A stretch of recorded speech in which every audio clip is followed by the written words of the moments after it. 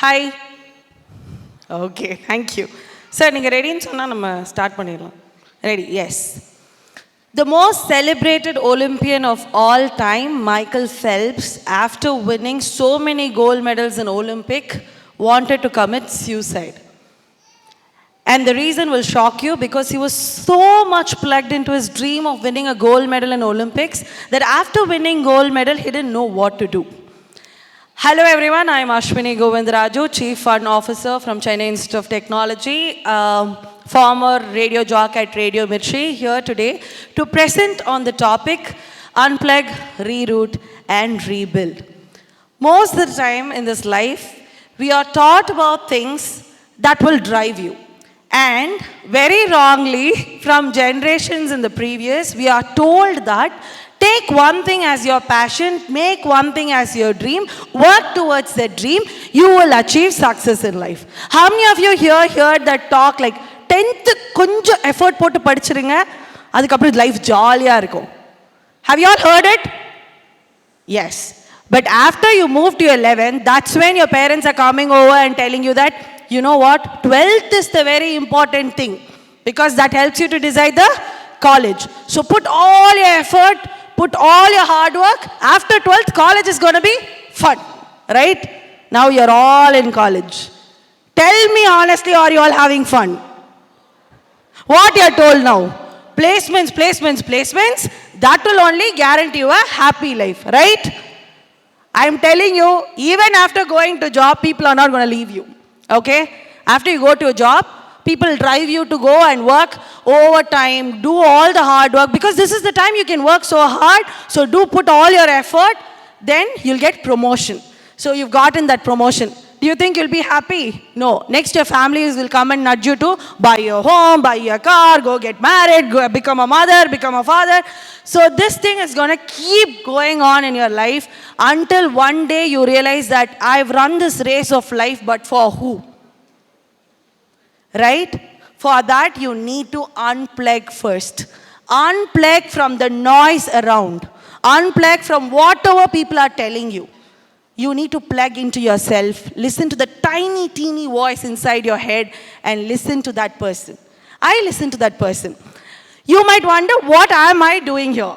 Because when I saw the guest list, when I saw my fellow speakers, I thought I was feeling so embarrassed to even come and stand in front of all of you because I don't think I've achieved much in my life. But when I saw the theme, when I saw the title, yes, God has put me here for a reason. Because all my life I've done things that totally don't correlate with each other at all. I'm a biomax student. My dad wanted me to pursue engineering. He put me into computer science engineering. I didn't know why, what, but I still continued doing it.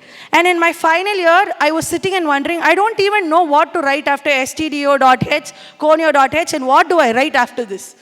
I can't keep bluffing to people, right? It's a code. For people, I can even put dosa, idli with my mouth and survive. But to the computer, it is just it's not going to write the program on its own. Right now, we have ChatGPT and more. Back in those days, not so long ago, maybe 6 years back, when I graduated, I didn't know what to do. That's when I found out my passion was into talking. So I said, okay, I'll go to my college. I asked for a cultural fest. They said, okay, you can go and organize a cultural fest. I went to Radio Mirchi. I asked them if they can be my radio partner for the event. Thankfully, they saw an RJ in me. They said, why don't you become an RJ? And I'm like, yeah, I can become an RJ. See, it also accidentally happened. One day I'm sitting in an interview in Radio Mirchi, giving my interview, and they said, okay, come, let's discuss your pay. And I'm going back home all shivering and nervous. My parents are like, my daughter, I forgot to say this portion of my life. I sat for placements. I got placed in a company with all my mouth mantras, okay. I used to do a lot of talking. I know to impress people in front of me, okay. So I spoke a lot. When he was asking about my project, I said, I did this and that. So he was impressed. How many of you do that in your Viva? You guys do that, right? வாயில வடை சுடுறது பண்ண மாட்டீங்களா? I know guys, you all will do that. So I did the same. So I got a placement. I was holding an offer with a Japanese firm for 22 lakhs per annum. My parents were so happy. My daughter's going to Japan. All that happiness is happening. So I gave an interview with Radio Mirchi. Nobody knew in my family. I went, I came back, and now I'm going to have this talk with my parents. first thing I did in my life was to unplug. My parents were so rooted in their belief system that if my daughter gets an engineering degree and gets through a job, she will be successful. But that's when I broke that stereotype in my family. I was the first one to enter into media. There was a lot of stereotype about media, right? People think media is not for girls, media is not for people, you should have somebody in the media is so bad. That's what we guys think, right? Do we think or not? Right, so same thing was happening, so I had to go and talk to my parents, and immediately the first thing my dad said was, no, I've spent so much on your engineering degree, why would you go and work in a radio company? I said, give me a year's time. I will prove myself. I need to know if I've got this in me. If not, I'll not do this. Right? We all will have to go through such a situation in life. You need to know whether you've got it in you. Right? Put yourself through challenges, trials, tribulations, and then you'll know how strong you become, right? Unplugging, rerouting, and rebuilding in life is not going to change you. It's not to change you, but it will strengthen you to become the person that you're meant to be. And that's what happened. I somehow gathered all the courage. I spoke to my parents. I took that leap of faith. I entered Mirchi, and everything was amazing for me. I was the youngest jock to handle a syndicated show. My show was across Tamil Nadu. I was doing filter coffee. My show started gathering so much of attention that a lot of actors, when they walked in for interview in Mirchi, started calling me by name. And then Mirchi somehow found that, okay, you have this passion, you do the celeb interviews. I've interviewed all the who's and who's of Tamil cinema, Yuvan Shankar Raja sir, Kamal Hassan sir, and more. And I was doing so happy. I was doing so fine in life. So that will answer your next question. That is why me. The next slide. The next slide. The next slide. So this was me in Mirchi. I was a happy-go-lucky girl. I was doing Instagram. So the previous speaker, when he spoke, he was talking about personal branding and more. I was totally clueless. One thing I really love doing is to speak to people. And I did it through all the mediums that I got. In person, I used to speak to them. In radio, I used to speak to them. In Instagram, I used to speak to people. So I kept speaking. And that became my identity. It became my identity to an extent when I found someone wanted to commit suicide but stopped after listening to my show. That's when I understood the responsibility that I was carrying in my shoulder. People are looking up to me. I can't still go around and blabber. I need to work on content. I need to be presentable. I need to give content that will give people hope. Then I started my 1-minute motivation videos. I was very consistent with the videos that it took off on Instagram and it took off on TikTok. I was doing very fine. And here you can look at the same job, the same consistency took me to my first international trip. It gave me car. Everything was going so fine. Suddenly one morning I wake up in 2023 and I realize, what am I doing with my life?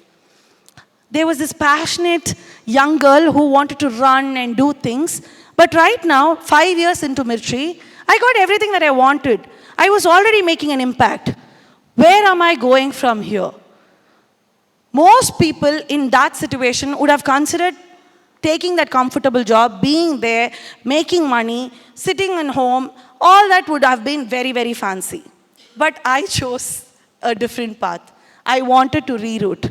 Right now, I've gotten everything that I want. Now I should give back. I shouldn't be just sitting in a 10x10 room and be convenient with life. I should give back.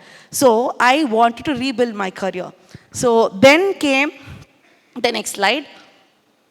The process of unplugging. I'll tell you, it's the most painful process ever.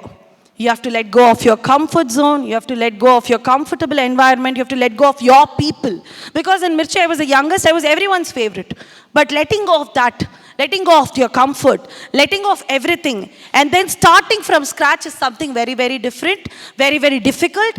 But not a lot of people have that in them to do that. But I did that.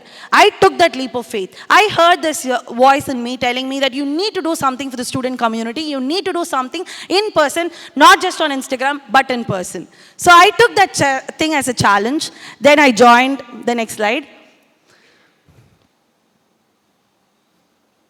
I joined Chennai Institute of Technology. I'll tell you my first day in CIT, okay? So I used to drive a Polo, Volkswagen Polo. My office was very nearby when I was in Mirchi. It was just a 10-minute drive from my home. I used to blast off songs on the stereo, and I used to drive like a very posh girl, okay? That's how my day used to go, like. But when I joined CIT, I lived in Adyar, and I had to travel all the way to Kundratur. And most of the time, even while studying engineering, I used to miss my college bus, okay? So I was not very used to waking up so early in the morning. So what I had to do was, I had to take a bus or an auto because I cannot drive so long. It's 35 kilometers up and 35 kilometers down. So, and whoever drives a Volkswagen Polo knows the mileage that car can give. So I said, okay, I'll go by bus. What's going to be bothering me, right?